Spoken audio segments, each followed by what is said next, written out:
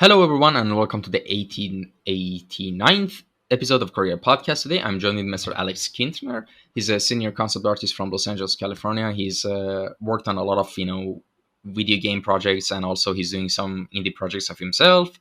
But we're gonna get to that, in the podcast, of course. I mean, naturally. But with that quick introduction out of the way, which we usually do with every guest, we jump into the first main question, which is, could you give us a little introduction on how you got into visual arts and design? Hey, sure. Yeah, thanks for having me on.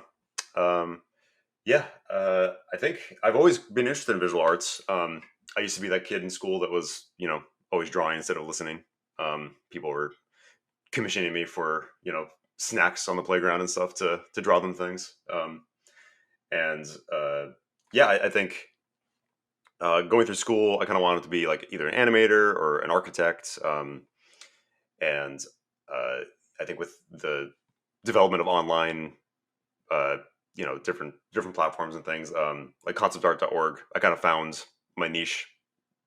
Pretty lucky for me, like early on, like in high school, I kind of decided what I wanted to do. So I know a lot of people, they don't quite figure out what they want until later, but I had kind of a pretty good sense of it, I think, early on. And then I went to Rhode Island School of Design for college. And then got hired at Hasbro, the toy company, as my first job out in the industry. And I've been freelancing and making indie game projects and doing concept art ever since. I graduated in 2014. So, yeah.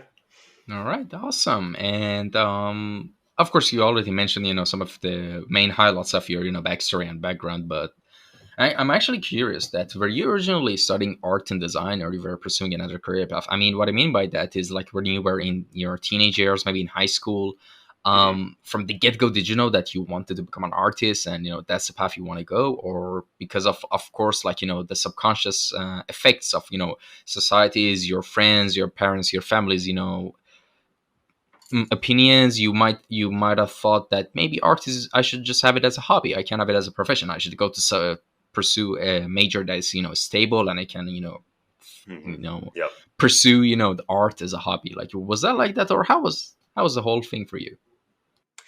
Yeah, I think like I said, I was pretty sure of what I wanted to do, but there's always tons of self-doubt baked into that. So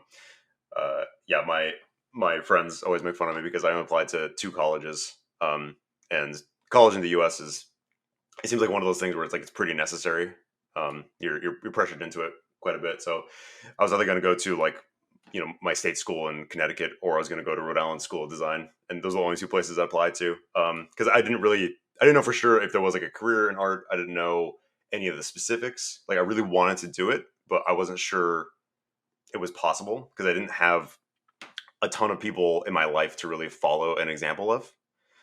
Um, so like there's a lot of self doubt. But once I got into college and stuff, and had a really good high school art teacher that encouraged me to do so. Um, that's when I kind of decided, like, okay, maybe I can make this happen. Like I got into a decent school. Like maybe I'm not total garbage. And I think that's where things kind of swished around for me. But even in college, there was moments where before I selected my major, which was illustration, I was deciding on between like, oh man, yeah, should I go for the industrial design jobs because it seems like that's where all the money is. Should I? And they had a really good department there at that school. And I was like, oh man, yeah, maybe I should chase the money. Maybe that's like more secure because the cost of tuition is insane. And paying it back a good decent clip. That seems like a much more defined career path to make money at least. But I think even though I don't do industrial design, I still had an appreciation for it. So it wouldn't have been like a terrible detour if I went that route. Um, and I would say I'm very driven to do personal projects and stuff. So I think I would have made time to do the concept art stuff, regardless if my degree said one way or another. Like, oh, like I wouldn't have let that define me. I don't think, and I would have found a way to incorporate that skill into my work, I think. Yeah, So, that's actually pretty interesting. That like this is actually one of my favorite questions to ask. Hmm. to different guests because I always get something of a different story. But there are like some certain cliches and repeated stories that I hear a lot between the guests. That I mean, I fall into one of those cliches as well, which is that at first, because of like many reasons, we don't think that maybe art could have been like a good, actually proper way to professionally pursue it and have a stable life and all of that. It Yeah. was all because it's not stable. You should pursue it as a hobby and stuff like that. And because of that, sometimes we make sacrifices. We're like, all right, I'm gonna go study a major that I don't particularly like, but I Hmm. think it's close and it has creative aspects to it. That's why a lot of people go to industrial design, like for example, graphic, no, graphic design not necessarily, but yeah, sometimes it's close because a lot of Hmm. people that love art, they actually what they want inside is usually concept art. It could be character concept art, environment concept art, those type of aspect of art, like Hmm. creation, word creation, Yeah. things that are attached to and related to in the process of creation, maybe a movie, a video game, a piece of entertainment. Hmm. That's, I think, mostly what people are attracted to when it comes to art and just artwork. Mostly, I think, from my generation and myself as well. Hmm. And like we go to industrial design majors, like graphic design. Sometimes, yes, that's actually that was actually my case because I went to graphic design. I did a major graphic design. I followed graphic design alongside my studies actually, Hmm. and yeah. But at one point, we come to a point where we're like, all right, I don't need to follow my major that I'm going because I don't really like it, and I don't see Yeah. myself, forcing myself to sit behind the desk for a couple of years to get financial stability so I can follow my passion. I mean, and then if you actually have the mental fortitude to do that, Hmm.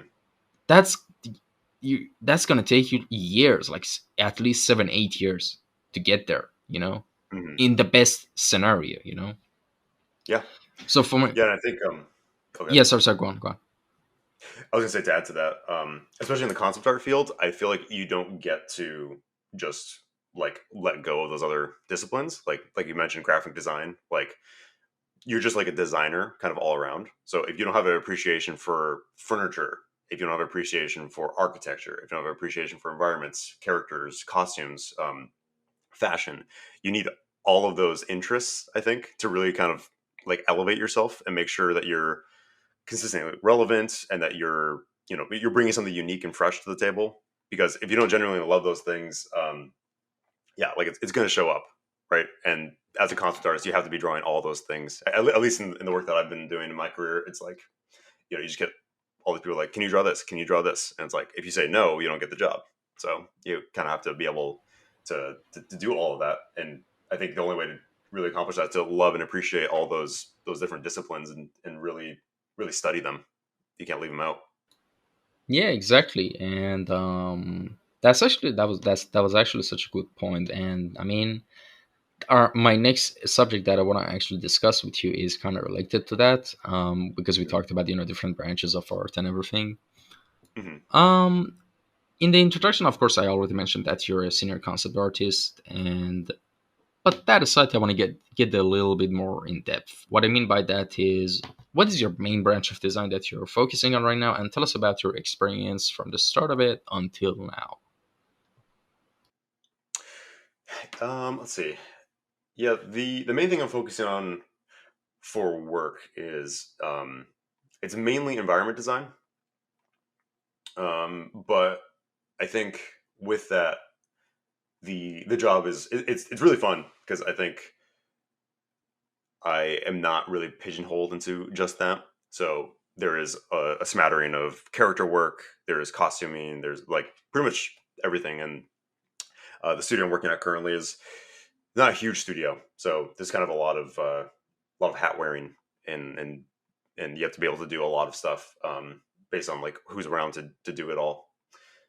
So that's been really fun, and that's something that I love. I don't really like to just do character forever. Like I'm too interested in environments, and then when I do enough environments, I get bored of that. Then I'm like, all right, I want to go back to character, or I want to go do props, or yeah, I really want to make sure or figure out how like a machine works, and find out like interesting interlocking gear mechanisms, and you know come up with a cool concept with that.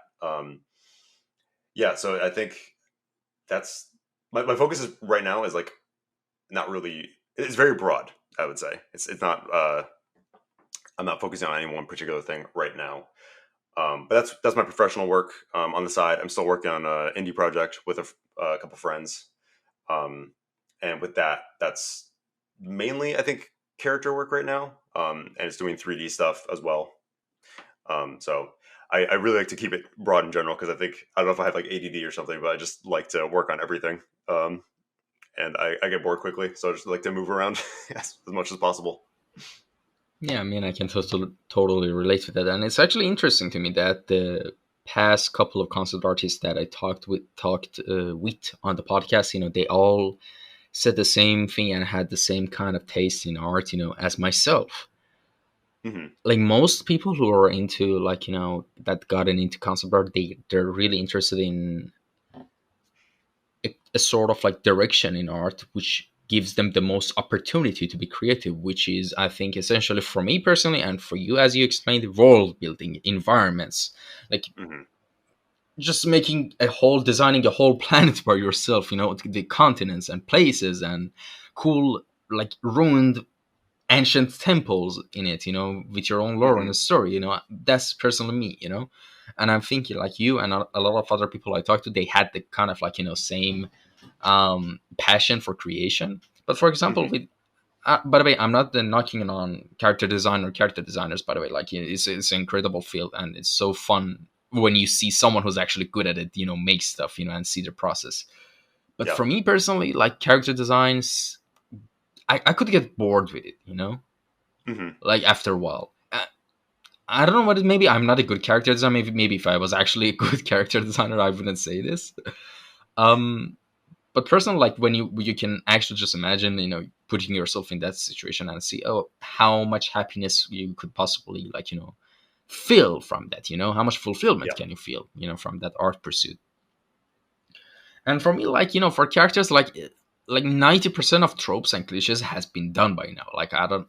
It's basically what I'm trying to say. It's super competitive now to make Hmm. actual good characters right now because at least 90% of all the tropes and cliches has been done. Hmm. And like it all, I think, at this point boils down to actually some really advanced good writing for like Hmm. making the creating the character. And the other thing for me is the art style and the basically flair of the special flair of the artist, that creates that character, personally. Yeah. And Yeah. That's an interesting thing that I've also recognized. I think I feel like we're consuming stories like as a society at a much greater rate, and so we're kind of working through the ideas even more quickly. So for things to stand out, um, yeah, there's a sea of just very samey type things coming out, and it's hard to not let all the inspirations and references kind of like feed into that and try to like stand apart when everyone's like kind of they're all going in every direction at the same time, and it's like, oh gosh, like there's some, like everyone's talks about like, oh, that looks like Fortnite and this looks like that game and that looks like this game or whatever, and it's hard to step away from that, I think. And it's hard to feel like, oh yeah, I'm doing something like wholly original now, because like there's just so much inspiration to draw from. So yeah, I think that's a challenge of it too. I think having a nice long career and trying to stay relevant and have a style or something that might be either stands the test of time or you move with the trends. It feels like that's kind of part of the job as well these days. yeah, I mean, but in the end, I think the most important thing out of all the things I said is Mhm. that whatever you pursue, whether it be character or environment or maybe both, whatever you pursue, the only products that are genuinely good and will stand the test of time are the ones that have been made with genuine passion and time and energy and love that the creator put in it. Like for example, I don't know if you've known. I don't know his real name, but I know his Instagram handle. Like it's called Kouryer Inc. Something like that. Oh yeah. Hmm. Yeah, and like his Kings of Nowhere stuff, like his his characters, his art style, everything. It's so unique, even the stories. And it's Hmm. I'm actually like if the whole thing comes out, I would actually read it and watch it, and if it became an anime series maybe, and or Netflix car animated series or something, I would. Do you know why? Because it's something like these things, we as people, not just artists, can feel it like intuitively. Mhm. It's not like, for example, you see, oh, like, this movie or this game has a lot of good ratings, and that's why I'm investing in it. I mean, of course, naturally, when something's done with love, it's eventually going to get a lot of ratings. But what I'm trying to Mhm. say is that our inner compass isn't really logical when it comes to distinguishing what's actually really could be a really cool project, and what can't be. You Mhm. know what I mean? Like for me, for Yeah. example, this is a really cool project. I mean, other cool projects that I see, like for example, I don't know. I think everyone has been heard about this, like new trend of NFTs that's been going Mhm. like great, but of course it's been slowed down for a while now. Yeah. Um, and the thing is that there are actually a lot of cool projects, and like actual good collectible projects that have a purpose behind them. And I could actually like name one that I could remember, like two Mhm. actually. Like one of them is Ben Morrow's NFTs. I don't know if you know him or not. He's a famous concept artist. He's been on Andrew Price podcast as well, Okay. and I think he worked on Halo and a bunch of other I think Avatar as well. Like he has a set Mhm. of like collectible NFTs, like with like 50, 60 something characters, and they all look so has it like really clear, distinct art style, and they all look so pretty and beautiful. not Mhm. not pretty and beautiful in a feminine cute way. No, I mean in terms of like crispness and cleanness of the technique and art and everything. For sure. And I think he has like it's at this like really primal stage right now, and like Mhm. primitive stage. Like I think he's later on going to make a video game world where people that hold these NFTs can have the characters or maybe play as the characters or stuff like that. So there's a lot of cool stuff like that's gonna come out of NFTs. Like that's one of them, and he's been Yeah. super successful with it. Another one is that is the Zen FTs. That's the name of it. Basically, it's like 8,888 3D procedurally computer generated bonsai trees, like 3D voxel trees that Um. they all right from the cosmetic aspect. All right, you just have pretty art. That's it. Mhm. But like they have like some really cool long-term plans that they're going to add a water token to it, and with the water token you can grow your bonsai, and actually some of the earnings, like a percentage of the money you spend on all of these things, goes to a charity, which I really like. Oh, that's you cool. know so in a sense it's kind of make it like pretty interesting to me as a like the potentials that could come out as this whole world. All Yeah. right, I'm sorry. I think I'm going on a tangent on activities, but the point, like the main thing factor between Mhm. all of the projects I named is genuine passion. Yeah. Yeah. I think that's definitely a part of great art. It's definitely a necessary component. Um, I think I'm a somewhat cynical person, and the number of like Kickstarters and stuff that are out there that kind of they reveal like this very promising world, and that's one thing I'm very cynical of and critical of in terms of entertainment media, as I think everyone loves the world building, like you say, but they don't necessarily know how to write good stories in a lot of senses, and they don't know how to connect visuals to storytelling. If I was going to be like ultra critical, um, so I think that's an interesting trend that I've seen, where I think the promise of a very beautiful, awesome world like doesn't always like it's not enough in my opinion. I'm always like skeptical. I'm like, okay, well that looks awesome, and I'm willing to jump into it, but uh, like sometimes the visuals just aren't enough to carry a story. Like it needs that amazing story uh, component first and foremost. I think that's the most important thing. And working at my job, I think that's like another important component of it. It's like I really don't care what the game looks like. Like I think the art is the least important part of the success of a game, which is funny to say from a concept artist, um, because I think the gameplay in that medium is the most important thing. Like, is the game fun? I had a lot of fun playing Valheim recently when that came out, and while the game does look pretty in some aspects, I think like the gameplay was like the most compelling thing about that. It was just like a very very fun. I don't know if you played Valheim. Did you hear about that when it came out? Yeah, actually I did, but I think it. it's my problem, not the game, because the game is actually like solid and good, and of course, like I mean, a lot of people have fun with it. But I don't know, maybe because I played a lot of survival games for a while, I think my taste of like I lost that patience of like actually enjoying a survival game. Like, Yeah, yeah. yeah, I It's think not that's why. it's not a universal like game, I guess, suppose. But I just think for me, I was like, this game, it doesn't look great, but like Hmm. the design choices are great in my opinion. So I like that aspect, and when a game looks great, also like that's just like icing on the cake. Like that's just that's those are the games that really last and stand out to me and stuff. But I don't know, I just think that's a quirky little like attitude that I have for for my job. I really think the art is the last thing that matters in a lot of cases for storytelling and for gaming. Um, yeah, it's a fine line to navigate, and it's great to appreciate those things and strive to be the best and all that. But I like keeping that perspective in order because then sometimes it allows you to be a little less precious with the artwork and try some more out there things, some things that maybe you wouldn't have been your first instinct, or to try something that's a little more economical and not as flashy in terms of art. Yeah. So And well, I mean, we're going to get back to some of this, to chat about a little bit about just the games and stuff like that, the games you like. But for now, I mhm. want to actually ask you another question, which is, how does your design process usually go anytime you want to start working on a project? Yeah, I mean it can start from any number of ways. I try to mix it up as much as I can too, and not get stuck too much in comfortable processes. But um, yeah, typically it'll be sketching of some form. I like to think in very broad like shape language. Whether I approach something in 3D or with 2D, just working out like pretty standard process. I would say it's all like silhouette based stuff. Don't get too detailed. Don't get caught up in the minutia.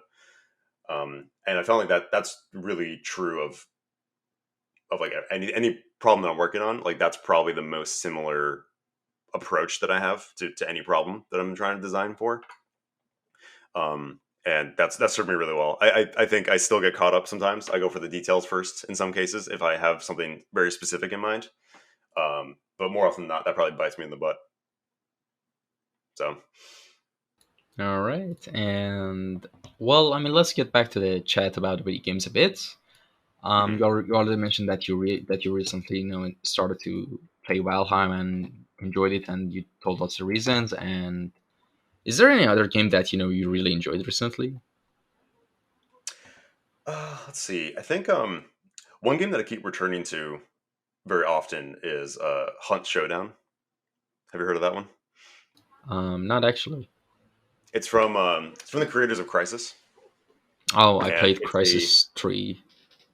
oh yeah, yeah, and those are gorgeous games, and this game's no Mm. different. It's a battle royale type game, and it's got a very unique take on it. It's a very atmospheric horror take on the battle royale formula, and it is the slowest, like most mentally draining shooter I've ever played. It's phenomenal. You should check it out if you get a chance. And the artwork is incredible. Could you repeat It's the name, all please? Hunt Showdown. All right. If yes, the setting is it's like Louisiana in the 1800s U.S. and there Hmm. are zombies like everywhere, and it's kind of unexplained. And they take all these like really gruesome forms. They have some really creative monster designs, and it all meshes with the gameplay. I think like beautifully. And it has like some of the best audio like ever. Like you can be like crawling through like a dilapidated warehouse in like the Louisiana bogs, and then if someone's like hiding in the barn with you, like another player, and they like step on like a pile of chains or something, you can like hear exactly where that came Mm. from. It's very tense. Like I don't think a game has got my heart rate up to that like extent like in a very long time. It's incredible. Wow, sounds pretty interesting. Yeah. And well, I mean, actually, let me tell you something about the reason that I couldn't maybe Like it's weird. Like I have nothing against Valheim. It's a great game, and I wanted a lot of my friends like enjoyed it and stuff like that. But I mean, maybe because I played like games that are super similar to it in the style and just grinded those games so much, like it doesn't feel new to me. For example, Hmm. if I didn't play Minecraft so much, I would probably enjoy Valheim because they're Hmm. really like in some, of course, they're both survival games. Like Don't Starve is a survival game as well. Yeah. Like a lot of course they're pretty similar. After a while you get bored of the game. Like another Hmm. game that I recently got into, but I don't know. Actually, like recently, I deleted my whole Steam. Like I don't think there's any problem with the games. I think it's just me that I can't enjoy anything anymore. Like even Oh my no. Netflix list actually is filled with stuff I should watch, but I just can't. But the thing is, Hmm. here's what I'm gonna tell you. All right, I'm not gonna go on a different tangent. Sorry, but what I was gonna tell you that even earlier this summer, like in the late spring, early summer, I got familiar with the game, which is they call it Cracktorio. That's not the real name. The real name is Factorio. They call it Factorio. Yeah, Cracktorio because it's addictive like crack. And yeah. I don't Yeah. know, have you played it? I played it a little bit, and I have a friend that like I basically lost to it. He was so addicted. Oh, and here's the thing that I got so hooked to it. Like I'm this kind of person. I'm not the type of person that gets a game and enjoys it slowly. I get a game and I Mhm. just nonstop go to the end of it, to the peak. And I did Yeah. that with Factorio, and I played it for 50 hours, like in a week or something. Wow. And I got to the end, and I was like, all right, I guess that's it. I don't know, but and it didn't have anything new. I wish I could just zap myself and flash erase my memory so I could play it again. Sometimes I really Yeah. need that for a lot of games. Oh, for sure. And Yeah, I'm even that way with Breath of the Wild. I wish I yeah, could yeah, just play that again for the first time. oh yeah. And I think Genshin Impact basically everyone said that's just Breath of the Wild, but anime version or Oh yeah. something like that. Yeah, Yeah. it's just Yeah. a Asian gotcha game. Of course. But yeah, I've heard good things about Genshin. I've tried to play it. I haven't gotten too far. I don't have a ton of time for video games these days, so Yeah, usually I'm. the games that I choose to play are ones that I can play for 30 minutes at a time, Mhm. and I don't have to like feel like, oh, like that's like there's all this unfinished stuff that I have left to do in this game, and now it's just going to never be finished. I just need to like hunt or Smash Bros or something like that. Like Uh, good game designs for me, or Overwatch, mhm. where it's just like the only thing that's getting better is me. Like I'm not really making progress in the game because the game, that's all there is. You open the game and everyone has access to the same things. Um, and yeah, that's the kind of game design I'm most interested in these days. In Yeah, I know what you mean. And actually, the thing is that not just I made an example of Minecraft and Don't Starve, that are like survival games and similar to Valheim. And another game that I really like to play for years, but when I just watched the trailers and gameplay footage, I was like, I'm gonna get bored of it fast. And it was Subnautica, which is a super great oh game. I mean, for yeah, two yeah. reasons. Because like I don't know, as I explained, like I think I'm done with survival games because I played them so much. It just Mhm. after a while. I mean, because the formula is this: grind, get to the top, and the fun ends for me. When you get to the Yep. top. But if there's a survival game that's actually challenging in a nice way, I'll dig into that. But the thing is, like for example, with Genshin, I played Genshin like a year ago because one of my friends just wouldn't stop telling me about it, and I played for like a good week or half, and I dropped it because why? Why? For a weekend, but like for the first 20 hours, it was fun. It was new. It had new content. But after like 20 hours, after you get level 20, 25, Mhm. everything gets so repetitive. Like, I mean, Yeah. seriously. Like, you defeat, like, for example, electric goo ball, all right? Then the next boss is just a bigger goo ball. And the next boss is a bigger but water goo ball. Like, I don't know. I mean, I have to be brain dead to actually enjoy that and grind that. By the way, all right. And let me just clarify. I'm not saying that anyone who enjoys Genshin. You get the point. I'm not trying to Jesus. Yeah. No, I got Yeah, you. I got you. yeah. For you, yeah, I think yeah, I was reading an article recently about that where someone was opining for like an MMO that doesn't have any loot in it, because kind of like what you're talking about, it's an artificial sense of progress when you're just getting little minute dopamine hits, right? It's just incrementally better armor or weapons and things. And then the armor that you previously worked so hard to get is just trash now. So you either reduce it to its components to make new things, or you just forget about it. And it's just a very it's a wasteful and sort of like, I don't know, meaningless form of progress in a lot of ways. So I think a lot of people are feeling that now.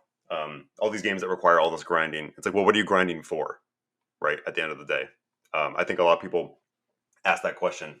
Um, it feels like hollow progress, right? Yeah, exactly. And the other thing I was gonna say was I forgot, but I'll let you know once it got back to my brain again. Sure. Oh, another thing I wanted to ask you is that you've worked on, and I think you're still working on a game called Aditus. Is that the correct way to pronounce it? Close. Yeah, it's Identis. I did it. Sorry. And the art just looks really pretty. To be honest, like for anyone who searches the Eidetus, like it's Eidetos. Yes, US. Eidetus. Yeah, that's how you Yeah, you spell got. it. Yep. Yeah. And actually, if you open up Google Images, there's a whole section which is dedicated to your name. It's just as Alex Kintner. I Hmm. don't know. Have you ever Oh, checked really? that? Yeah, you can check No. it right now. Just just type Eidetus and just press images, and there's a section dedicated to your name. Oh, wow. Okay, cool. That's cool. I didn't know that. Yeah, the art looks amazing, and I mean, I wish this was actually like art for an RPG game because I would actually play it because it has both elements of sci-fi and cyberpunk and post-apocalyptic, but with just it's a fresh type of thing. There's like nature, there's bright colors, there's live colors. It's a live world. I love those. Yeah. I love this type of stuff. Well, And thanks. you've worked on this, and I mean, in I checked on Steam, and apparently the game isn't out yet. No. And which was and another thing that was surprising to me that it's a card game. I was like, the art is too amazing for it to just be a card game. I thought it was going to be an RPG or shooter. Mhm. But oh my god, I just have to be careful. I'm not saying that card games are bad or anything. Oh my god, I'm sorry anyone who's listening. I'm a bit confused today. I'm not No, no, trying no. to You're offend fine. anyone. I totally get what you mean. Yeah, yeah. I'll explain a little bit about the gameplay for it, Hmm. real quick. Um, so we took inspiration from a kind of cult classic game called Phantom Dust, Hmm. and we just love that game so much because we're like Magic the Gathering nerds. We played Pokemon, Yu-Gi-Oh, all those card games, and we just love that aspect of it. But that was a game that was able to combine real time like third person shooter mechanics with a card game.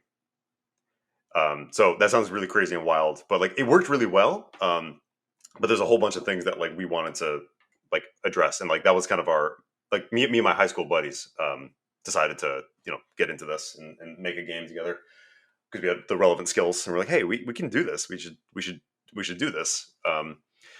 So yeah, the whole idea is wrapping a nice narrative around the idea of uh, being able to go out into a match. It's like 3 versus 3, like two teams of three, and you kind of like RPG your way through the match. So as you make progress in different ways to earn XP and gain more mana, you unlock cards essentially, which are just more skills and abilities. So by the end of the match, you should be able to have your deck of abilities and roll through them and get to like your late stage sort of gameplay solutions, like kind of like a MOBA.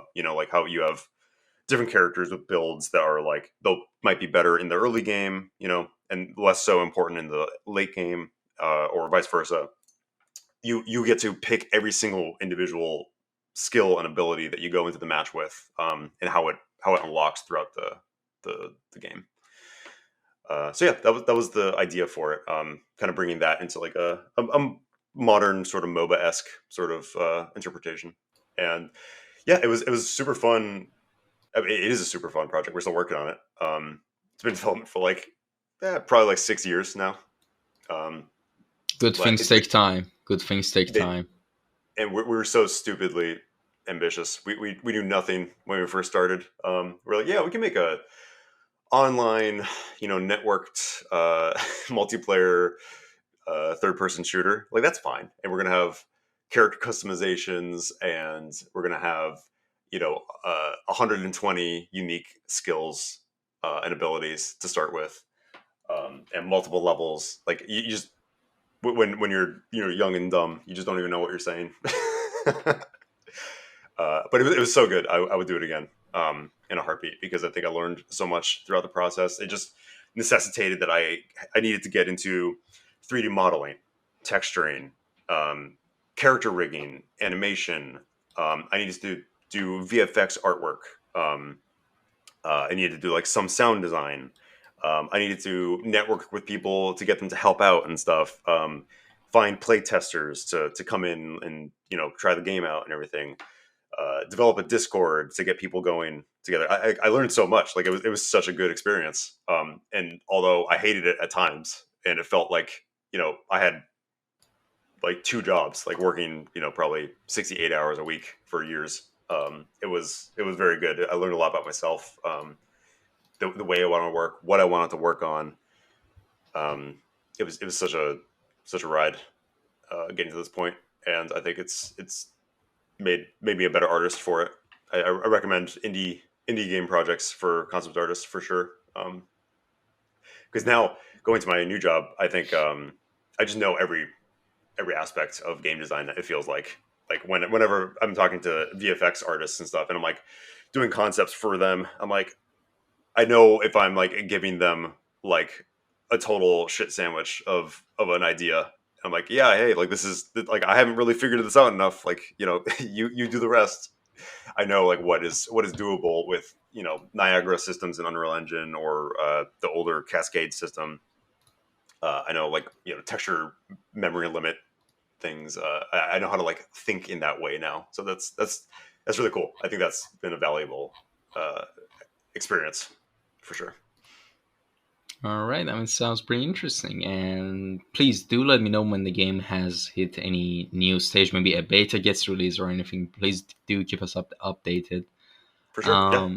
Yeah, and because I'm gonna be honest, like I'm not saying this because you're my guest right now or anything. I like the art, I genuinely like it. It looks cool to me. It looks fresh, and I mean sometimes art or music or just a simple aspect of a game could just attract you to it and just maybe enjoy it, because in the end it's just a piece of games are just a piece of art, Hmm. and media in the end. Like for example, for a game like Braid, like I don't know if you played it, it's a famous indie game from like Hmm. 2008. Oh yeah. Like for which I genuinely played it multiple times again just for the music of it. Yeah. It's just Yeah. so calming to me. It has such a nice score and soundtrack. And Yeah. I think Journey is that way for me. I'll just play that every mm, now and then. It's like it's like a nice 2 hour little experience, and I know like all the love and care in the world went into making that game, but it's just yeah, like I'll just play it just to set my mood, right? Just because it's so affecting in that way. yeah, and like another game, I would say that's on my top of like top 10 list favorite games of all time. And another one which I really, really, genuinely like love Hmm. is Machinarium. I don't know if you played it from 2009 Oh yes, yeah, that from game's great. Amanisha Design. Is it Amanisha or Amanita Design? I forgot I can't remember. the name of the Yeah, studio. But yeah, just the art style, the details, everything. Oh my god, I could just get lost in the world of that. yeah, it's Yeah, phenomenal. Yeah, it's it ugly, kind of but it's reminds me of so beautiful to me. Sorry for interrupting you. Sorry, go on. oh no, no, yeah, yeah, it's got such a cool like dirty dour art style. It's so detailed, and that services the gameplay, right? Because a lot of that you're hunting and clicking for things in the environments that are so beautifully detailed and stuff. It's yeah, that's a great game. All right, and the next thing I actually want to talk to you about is like I've recently been having a lot of guests, on the podcast that mentioned this concept of like for concept artists and just designers in general to learn 3D softwares and just maybe Blender. Hmm. It's really it like one of what I gathered is that it really helps the workflow, to go workflow and to make the whole thing more efficient. Like for example, someone told me, um, like I'm not gonna spoil anything because I just recorded the episode this morning for my time. For anyone who's Mhm. listening, actually, this episode 89, is the second episode I'm recording on 7th of August. But that person guest told me that he started letting Blender to like create his own characters like in Blender. So Mhm. anytime he want to, like, you could just change the light in the scene of the Blender, the 3D model, or maybe Mhm. just rotate the character and just screenshot that and trace from that, so he could have the model and everything accurate ready. Mhm. It could be even done with environments as well. But I want to hear your thoughts. What do you think about that? Oh yeah, no, I think Blender, like for any new up and coming concept artists, like get into Blender as fast as you can. It's just it's free. It's like the most lightweight program.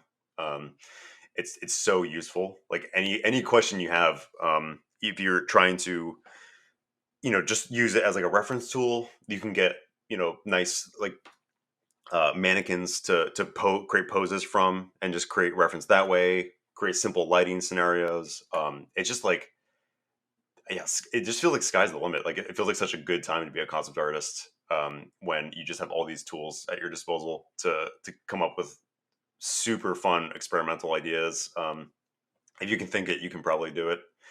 Um, and Blender just I've been using it for a long time. It's probably like over 10 years now, and I think like the accessibility of it now is better than it's ever been before. It used to be pretty rough around the edges, I think, and a lot of people who were Maya users or 3ds Max would kind of look down on it. But I think it's coming to its own, and people are doing some insanely awesome things. There's one guy that I love on YouTube. His name's Ian Hubert, and he does like these 60-second Blender tutorials that are like they're really helpful, they're straightforward and to the point, and they're hilarious. Like the guy is like a very like legitimate comedian when he does that stuff, and it shows up Blender in a great light. It shows like how quickly you can come up with stuff in a more realistic style, how you can kit bash and use textures very efficiently to come up with things and supplement your 2D skills, right? Like I don't think it should replace your 2D fundamentals. I think learning perspective and figure drawing the traditional way is still relevant and necessary. But getting to a certain point, like Blender can help you understand things better. Like if that 3D shape just isn't making sense to you when you're trying to draw it, like well then go make it in 3D. Go figure it out. Look at it from different angles. Light it. Maybe something about the lighting situation or the camera angle that you've picked. It just makes that a bad design choice, right? So go figure it out in 3D and figure that out more in depth. It's such a good tool. I can't say enough good things about it. And then you can do like some VR stuff in it too, which I've tried some. Um, so that's been really cool. Uh, I need to do more work on that, but that's been a fun, exciting thing to start diving into. Yeah, I mean there's definitely. I mean, as you explained and I explained as well, there's a lot of merits in getting into 3D. Like everyone should just, if you're bored of maybe like learning the stuff you're doing now, maybe start learning Blender. Like I mean, at first, of course, like everything is going to be like a little bit frustrating, but I mean, once you get a hang of it, you're just gonna have a lot of fun. It even has like 2D animation support. I think for a year or two now. I think the last Hmm. time I checked it, it was version 2.8, which is, I think, I don't know what version it is now. 2.9. Um, oh yeah, it's been a while. Or actually, no, I think 3.0 might have come out. Uh, Oh I'm, I haven't been paying attention, but yeah, and so yeah, definitely check it out, and I'll definitely should check it out. But yeah, before I check that out, I should stick to the course that I haven't finished yet because it's about art fundamentals. But yeah, that's Mhm. definitely on my list.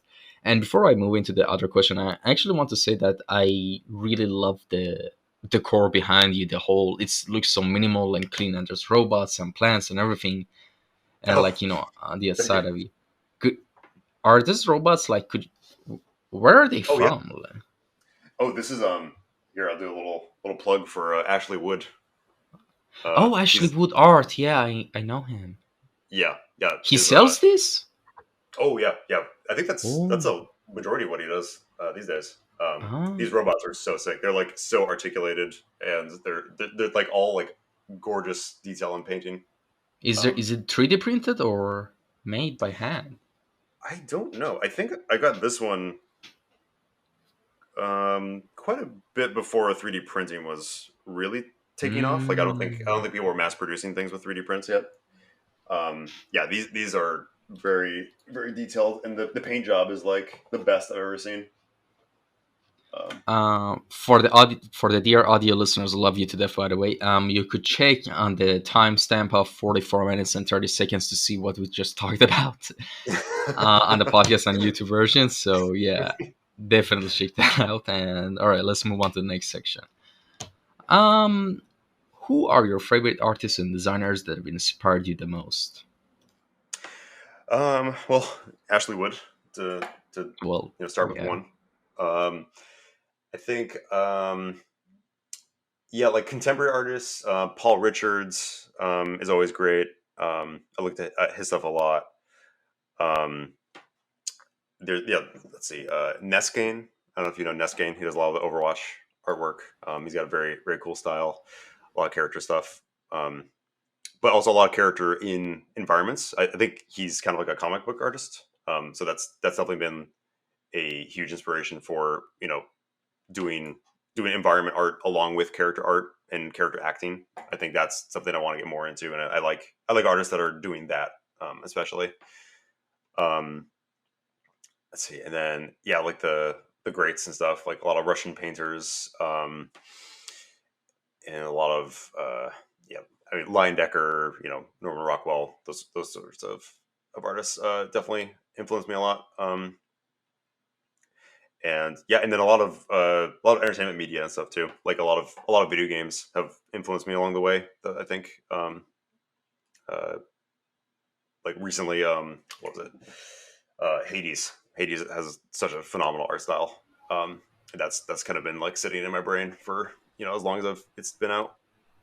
Uh, yeah, I think it's a, kind of an ever evolving door of inspiration and uh, references. I feel like we are as humans are just kind of like we amount to our influences that we've seen or heard or whatever.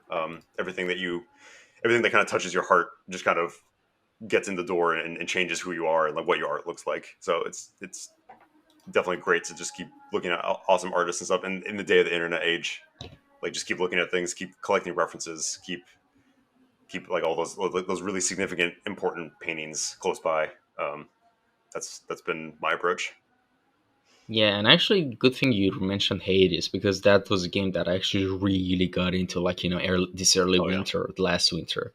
Like, oh my god, I couldn't shut up about this game for if like I should. I'm just gonna say this right to anyone who's listening. There are a couple of games that if you really want an actual good gaming experience, I highly recommend right now. Mhm. Start writing them down if you want to. Get a paper or something, a notepad, anything. Maybe your personal chat on WhatsApp or Telegram. I don't know, anywhere you want. One of them is Hades, as our dear guest just mentioned. It's kind of like roguelite, isometric game with super unique, like really beautiful art style, beautiful game, like super fun, engaging game design, just great story, lore, just everything is perfect. Like actually, it is perfect. And the other game is, as we mentioned, also like if you're into like really logistical, logical, strategic games, I highly recommend Factorio. And the third game, which is the last game I'm going to mention because I don't want this podcast to turn into a game review podcast, Let's do is it. Street. Oh, that sounds awesome! Actually, I'm down. Um, the other game that actually also I didn't talk about it till yet, and I also recommend you if you haven't played it to do play it. They Mhm. added the new DLC to it, which makes it super fun. It's actually the DLC, like some aspect they added like a game mode that is similar to Hades, which you level Oh, up, you go get power ups. I think they got inspiration from that, which is two of my favorite games of 2020: Hades and drum roll, please. Streets of Rage 4, amazing hmm. game. Oh well, I haven't It's played it. yeah, beat 'em ups are kind of dead. Has been dead for like 20 years or something, Mhm. and the genre is kind of dead, but they brought it back. Like I just can't stop saying it's such a fun game as well. It has an insane amount of replay value. Like you can just play it for like Mhm. 1,000 times and you wouldn't get bored. You Yeah. could involve yourself into learning the characters, different characters, combos, like playing the game on mania difficulty, which in the DLC they added the plus mania difficulty for people who are like super hardcore gamers in this. Yep. Because trust me, there are a lot of people who are crazy about this game. It's insane, and it's actually relatively cheap. The game, Hmm. I, I don't know, like if it, for Steam on US, how much dollars is it? But I don't think it's that much. It I'll isn't. have to give it a try. Yeah, Sounds I cool. highly recommend that. It's Street of Rage 4. And all right, let's move on to the next question. What technologies and softwares do you mostly use for your works? Let's see. I'm primarily in Photoshop these days. Uh, Prior, I was spending a ton of time in Unreal Engine, probably more time in Unreal Engine than anything else. For a couple years there. Um, but yeah, I've dove into Substance Painter. Substance Painter is a lot of fun. I think that's probably to compare the experience to something is like getting to paint like Warhammer figures, right? But like you get to do it like digitally and on like your own things that you create. It's just a ton of fun. I highly recommend Substance Painter to anyone getting into 3D. That's been a really great program. Doing a little Substance Designer too, making like procedural textures. That was really cool. A lot of node based texture scripting and things. Um, Blender, of course. Uh, what else have I been into? After Effects. Uh, yeah, I think I've touched like a lot of the main 3D programs. Cinema 4D at my last job. Yeah, those are the main ones that I use and still use today.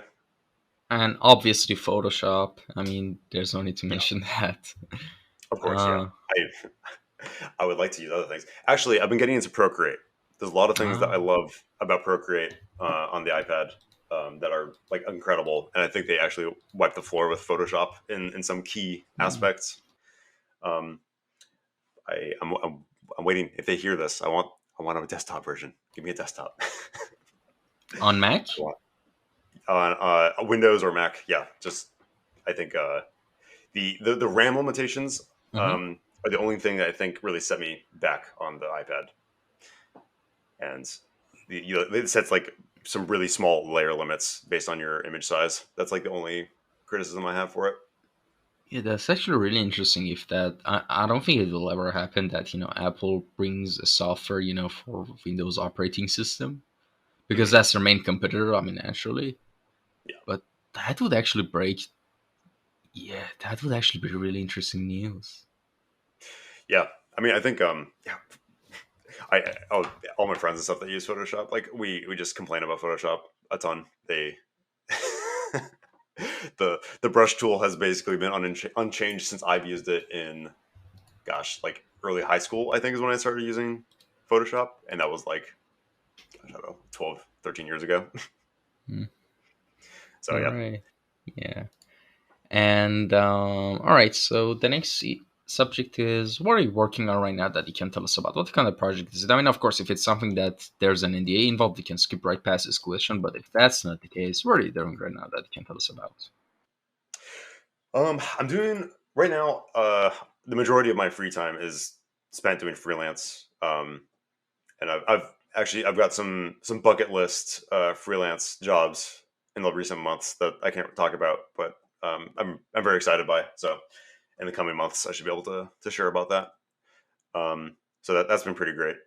But yeah, outside of that, been trying to find time whenever the inspiration takes me to do just little personal illustrations. I like doing, if I'm going to just sit down and just kind of turn my brain off and just do what comes naturally, it's probably just creature designs. Those are like the easiest. I think that's what probably most people like want to do entering the concept art world. Creature design, just like it feels like cheating because I think there's not enough like scrutiny on it. Like if you're going to do faces, everyone has like if a face is wrong, you can tell a face is wrong. But if a creature's face is wrong, it's like, well, who's to say what a creature's face should look like? It's just if it looks cool, if the lighting's nice, it feels like pure exploration in a lot of ways. So yeah, I've been doing that like in my spare time. But I've just been drawing just constantly for my full time studio job and personal work and freelance. Um, and then whenever I have time to do the indie game that we're still working on. But All right. hopefully big things to announce there too, in the coming year or so. All right. Awesome. And I'll definitely look out for that. And all right, the next question is, what area beside the area you're working on right now would you be interested to explore and be active in it? Like what I mean by that, right now you're active, as an artist. And imagine if you had like enough time and resource to spare, so you could easily just go explore or maybe learn something or do anything. What would that be? It could be something completely non art related, by the way. Yeah, yeah. I really want to get to music, like a ton. Like my brother is an audio engineer, and he does all the sound and music for our indie project. And my girlfriend plays piano and stuff really well. So I just really want to get into that world more because ever since I was little, yeah, like I've tried it numerous times, but it's never stuck. But I feel like I'm finally like a little more receptive to it. I've learned more about how I learn things along the way. So I think if I were to go back into it and take it more seriously, I'd be able to make progress that I'd be happy with at a decent pace. So that's one of my things. I'm trying to play piano a little bit, and I think I'm gonna get a guitar and actually I'm actually gonna make progress this time. All right, sounds awesome. And well, with everything that's been said and done, to conclude all we discussed, please give us a roadmap for someone who is zero in visual arts and wants to get to the place you are in terms of skill set. Like, what I mean by that, imagine someone who is here at this level of zero and Mhm. wants to get to here where you are. From here to here, what major steps should they take, in your opinion? Yeah, that's a very interesting question these days. I was just talking with some people at work about it, um, like recommending like how you get into the industry and stuff. So my trajectory, like I said before, was I think a little traditional, going through art college, um, and with the cost of tuition these days and the salary you can expect to make in video games, I think I think at the very least, maybe starting with going to like any of these online art school type like class things, like finding an artist that you like that does their own classes and things and buying those and going through all those tutorials and really being self motivated to carry those through to the end. um I think that's definitely a direction I would start with, to really make sure that like the career choice is worth it to you before you throw down a ton of money on a full education. um and I mean, hopefully, you don't have to. You're able to make the progress by yourself, through those different online resources nowadays to forego that, because I think the main thing that school provides you is a bunch of other fresh minds to kind of bounce ideas off of and to gather experiences from. And that I don't want to like say that's not valuable, because I think it is really valuable, but there's just a lot of there's a lot of pressure to succeed when there's that much money on the line. And I would I would caution that. I would say to my younger self, uh, do you have this kind of money to throw around, right? Like, is this going to be like a financially tenable career path? Because yeah, like you're what, 17, 18 in the US when you have to make like a decision where it's like, oh yeah, I'm gonna you know go into this much student loans for however long. It's a tough thing to do. But outside of just like the school path, I would say networking. So networking is very, very important, because I think you could even be, you know, you could be mediocre at what you do, but because you reached out and you were helpful to other people online, you joined indie projects, you joined to collaborate with people developing mods for certain games that you like. You learned like how to be a part of a team. Um, all those experiences are really critical, I think, and that will build up your resume. And people will not want to work with someone who's like incredibly talented, but like a total diva, and they're hard to work with, and they don't have many good references. I think that's something that's probably like overlooked when artists are trying to like improve themselves. And it's like, well, you can also improve your network. Like there's things external to you that you should be doing as well. Don't just keep trying to increase your own ability. Because I think the networking stuff I can't say enough for. Like that's just really really key in today's world. All right, and well, with that out of the way, I actually want to get to a section after, which is the last section of, by the way, of this podcast, which is something that I recently added to the whole thing, which is I like to call it the final words. And what that is all right. Here's how it is. For anyone who's listening right now to this episode, once the episode is edited and uploaded on YouTube, Spotify, or anywhere, when the episode is uploaded, hopefully in like the next 4 or 5 days, 3, 4 days, and they're listening and they're at this point of the podcast. For those people, and also for people who might listen to any point of future, maybe 2 weeks, maybe 2 months, years, 20 years, Hmm. you have an opportunity right now to leave a message and advice. One message and advice. What would that be as a human? Mm, let's see. I think don't be so self-interested.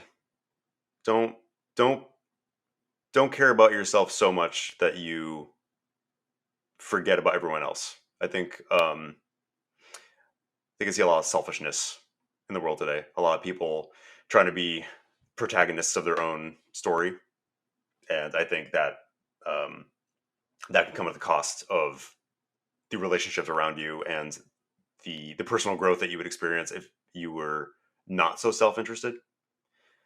I think, and not to say that I do that or lead by example, but I think that's something that I really want to keep as a focus for any choice that I make in life. Just think, am I doing this at the cost of anyone else's happiness? And should you do that? If you are, I think that level of introspection is healthy, and to get out of your own head and live in the real world. All right, that's actually a beautiful note to end this episode. And well, thank you so much for coming by on this episode. I really appreciate your time. And thank you to anyone who tuned in and listened to this episode. Thank you so much. If there's any critiques or comments or suggestions for further episodes, please do let me know in the comments, whether on Instagram or YouTube. I read them all. And well, with that out of the way, is there, for, if people had a question or wanted to be in contact with you, is your Instagram okay that I put in the Oh caption? yeah, of course, yeah. Yeah, hit me up. Message me on Instagram or private message on ArtStation. Those are probably the best places to reach me. All right, awesome. Again, thanks to anyone who listened, and thanks to you, sir, for coming on this episode for us and joining us for this amazing discussion. And that's about it. Take care, everyone. Have a good day. See you next episode. Bye.